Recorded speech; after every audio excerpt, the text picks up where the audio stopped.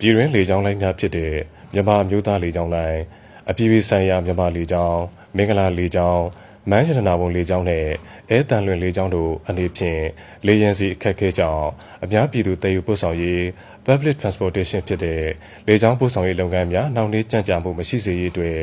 နိုင်ငံတော်သည်လေကြောင်းလိုင်းများမှာလိုအပ်တဲ့လေယာဉ်စီများကိုဝယ်ယူရရှိရေးစီစဉ်ဆောင်ရွက်ပေးထားပြီးဖြစ်တဲ့အတွက်2026ခုနှစ်မတ်လ25ရက်နေ့မှစတင်ပြီးရခိုင်ပြန်တမ်းပြေးဆွဲလျက်ရှိတဲ့ခီးစဉ်များအတိုင်းအပြည့်အဝပြန်လည်ပြေးဆွဲသွားမှာဖြစ်ပါကြောင်းနဲ့ပြန်တမ်းမဲ့ခီးစဉ်များမှာ